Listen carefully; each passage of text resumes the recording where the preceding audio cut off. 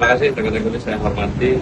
Di sini ada Pak Barita, beliau juru bicara dari Satgas PKH yang akan menyampaikan progres kegiatan PKH baik yang terkait dengan organisasi administrasi maupun kegiatan progres investigasi di 3 wilayah yang terdampak bencana tadi.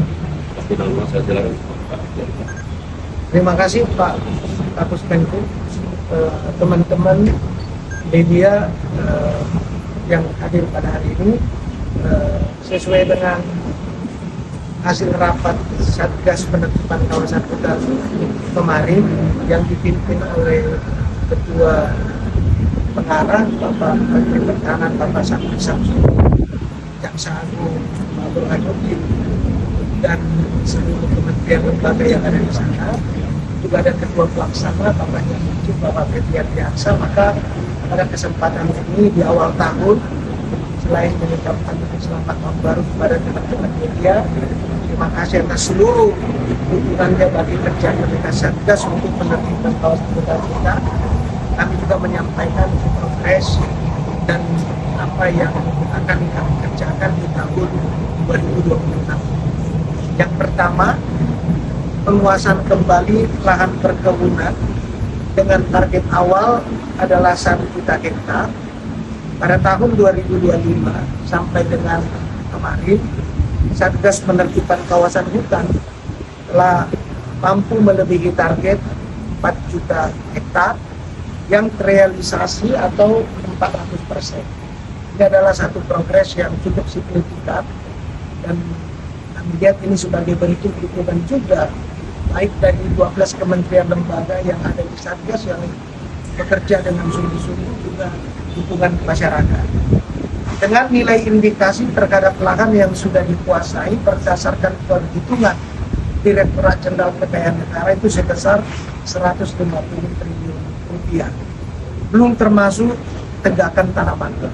Itu yang pertama. Yang kedua, hasil penguasaan kembali yang telah diserahkan ke kementerian itu ada seluas 2.500.000 hektar, yaitu kepada BUMN kita, PT Agri Naspal Nusantara, juga kepada Taman Nasional Tesonilo, ya, hutan konservasi.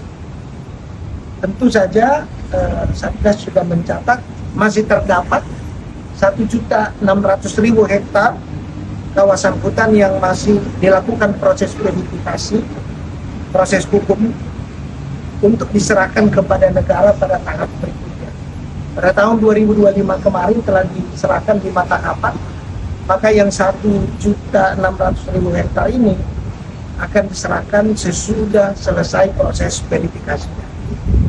Kemudian juga kontribusi fiskal yang secara nyata telah mencapai 2,3 triliun rupiah.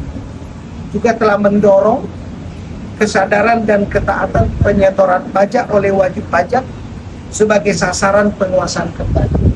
Jadi selain denda administratif, kepatuhan pada pembayaran pajak yang diatur oleh regulasi kita juga menjadi bagian penting dari kerja-kerja yang bisa diukur dengan capaian tadi.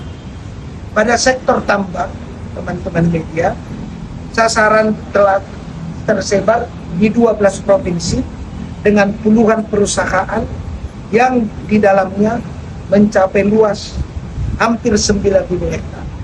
Jadi kita harapkan ini juga bisa menjadi salah satu yang fokus yang akan dikerjakan oleh Satgas. Nah, pada kesempatan yang baik ini kami juga mengingatkan dan mengulangi, ya, kami ingatkan sekali lagi agar beberapa korporasi, PT perusahaan yang belum hadir atau bahkan juga mungkin merencanakan tidak mau hadir untuk segera datang dan menuntaskan kewajibannya maupun menyelesaikan permasalahan yang dihadapi. Kami ingatkan sekali lagi, ya, himbauan, marilah kooperatif bekerja sama untuk memberikan solusi terbaik, kewajiban-kewajiban, kepatuhan, ketaatan pada hukum kita melalui kehadiran dan penyelesaian terbaik. Dalam sektor perkebunan sawit ada 8 korporasi yang sampai saat ini belum hadir. Ada yang 2 korporasi telah meminta untuk reschedule. Sedangkan di sektor pertambangan ada 2 korporasi tidak hadir. 8 korporasi sedang menunggu jadwal untuk kami lakukan pemanggilan kembali. Pada kesempatan ini juga selain yang tadi masih menunda-nunda, masih belum hadir, kami mengucapkan terima kasih kepada perusahaan korporasi baik yang ada di sawit maupun perusahaan tambang yang telah menunjukkan itikat baik, kesadaran dan ketaatan untuk mengembalikan atau menyerahkan apa yang menjadi kewajiban mereka terhadap negara. Ya. Terkait bencana alam yang terjadi di Aceh, Sumatera Utara dan Sumatera Barat, kami perlu menyampaikan bahwa di Aceh ada terindikasi dan sudah dilakukan pemeriksaan investigasi terhadap 9 perusahaan terkait daerah aliran sungai, alih fungsi kawasan hutan di hulu, sehingga ada 9 perusahaan yang ditengarai memiliki kontribusi terhadap bencana yang kemarin terjadi.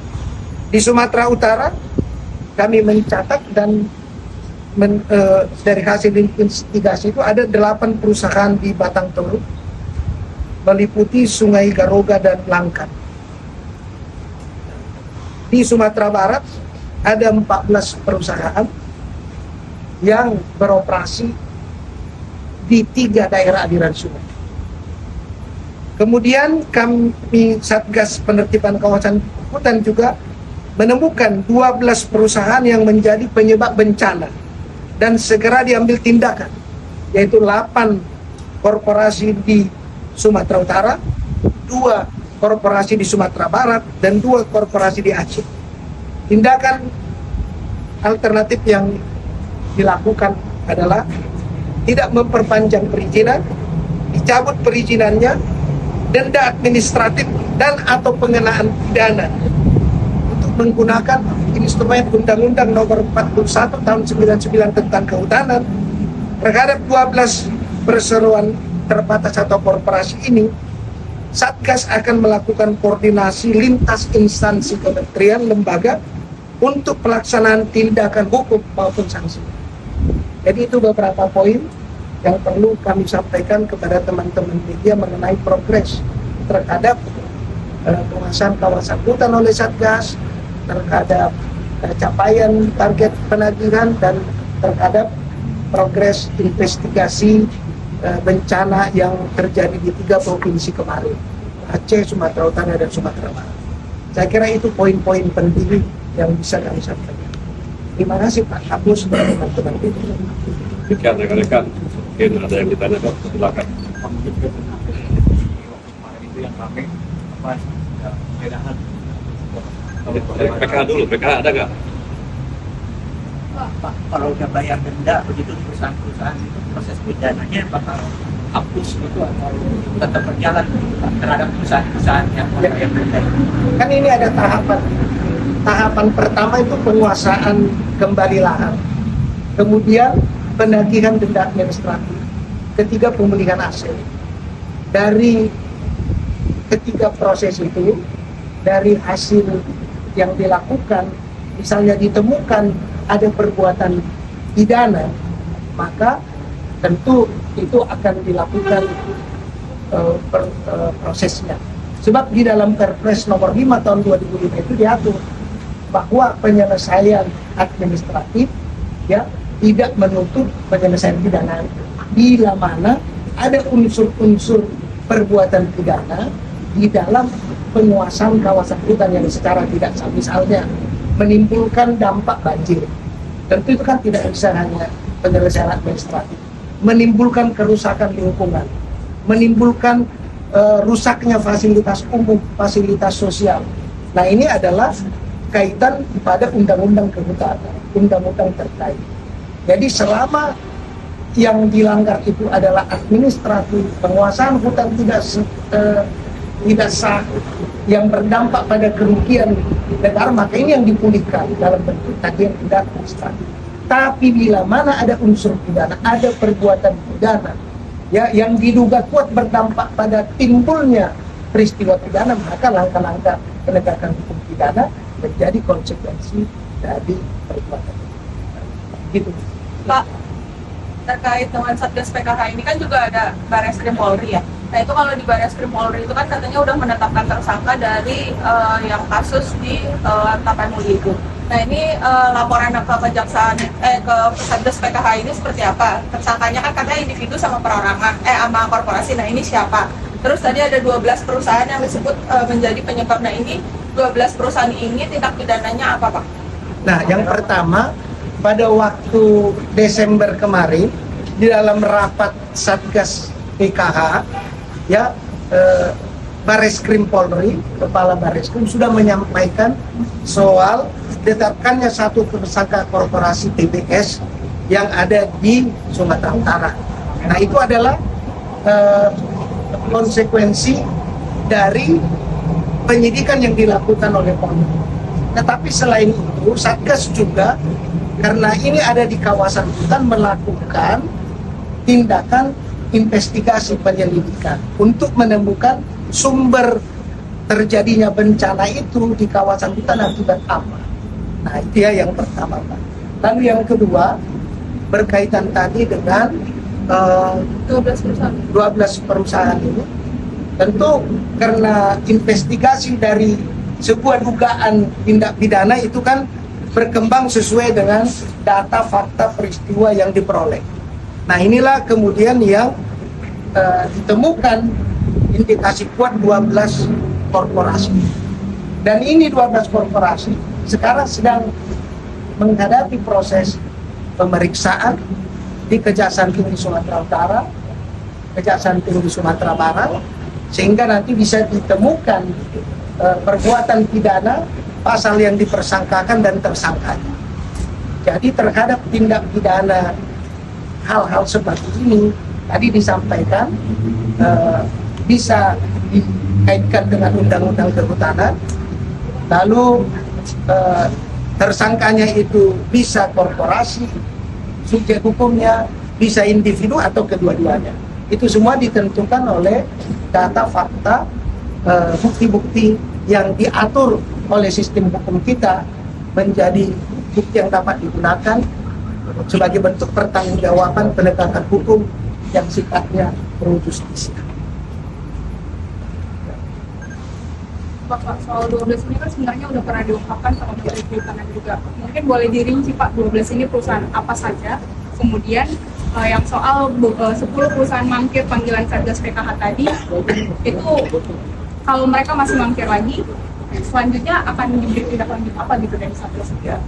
Yang pertama, karena kita sudah masuk pada proses pro justisia, tentunya ketaatan pada proses hukum yang diatur dalam hukum acara ya akan menjadi bagian penting dari penegakan hukum. Karena itu nanti apabila ada perubahan status masuk ke tingkat penyidikan yang sudah diatur mekanismenya, maka tentu pada saatnya akan disampaikan. Karena ini pemeriksaan pemanggilan berkaitan dengan pengumpulan bukti-bukti yang kuat, kita tunggu proses itu, nanti kita pastikan sesuai dengan data yang ada itu akan berbeda. Nah yang kedua berkaitan dengan korporasi yang tidak boleh, kita ada batas waktu. Karena ini sifatnya adalah administratif, sehingga langkah-langkah persuasif, langkah-langkah humanis tetap dilakukan. Karena kita menyadari sepenuhnya kita memerlukan aktivitas bisnis, tapi aktivitas bisnis yang harus tunduk pada kepentingan nasional, kepentingan hukum, dan patuh pada regulasi. Nah itulah namanya penertiban. Jadi korporasi ini juga pada saatnya apabila pada batasan waktu tertentu tidak menunjukkan yang tidak baik, maka langkah-langkah tadi mempublikasi, mencabut perizinan, sampai memproses pidananya juga menjadi bagian dari kewenangan Satgas yang akan dilakukan. Batas waktunya berapa lama Pak? 1 atau 2 kali panggilan atau berapa bulan? Nah, ada 2 kali panggilan, kemudian ada ditentukan harinya. Kadang seperti ini, di panggilan pertama minta waktu, tapi tidak datang di panggilan berikut. Jadi kita mengatur agar kepastian target sesuai dengan apa yang sudah dicanangkan, apa yang sudah target itu bisa dipenuhi. Gitu. Bapak menegaskan berarti 12 korporasi ini juga ada soal perusahaan lahan atau usaha. Gimana? Yang 12 korporasi di pemeriksaan intensifnya di atas dugaan perusahaan lahan atau usaha. Oh, 12 itu kan yang tadi denda administratif. Maksudnya yang Oh, yang tadi banjir. Oh, ya itu. Diduga dia satu ya. Kan ini kawasan banjir ini daerah aliran sungai, alih fungsi di hulu. Dia punya perizinan atau enggak? Satu pentingnya itu. Kemudian apakah izin itu sesuai dengan yang ada di lapangan atau tidak? Kan begitu. perlu mengintensifkan soal perizinan ini, Pak.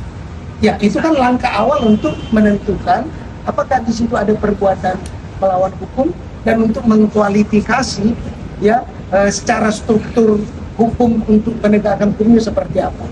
Seperti tadi kan misalnya nih sekarang ini ya kita perlu menyampaikan juga ada keberatan, oh saya tidak masuk di wilayah itu korporasi saya misalnya ya, wah itu memang lahan saya tapi bukan saya yang, bukan korporasi kami yang mengolah. Hal ini kan sifatnya harus dicek melalui fakta-fakta sehingga seluruh penegakan hukum itu berdasarkan alat bukti yang kuat.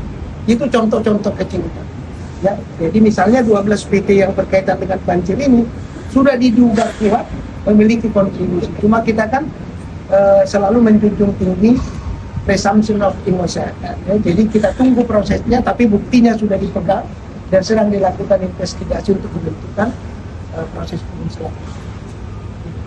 Pak, kalau misalnya memang ternyata dari pimpinan sendiri yang ternyata ada masalah nih, apakah ada terlibat dari Kementerian Keuangan?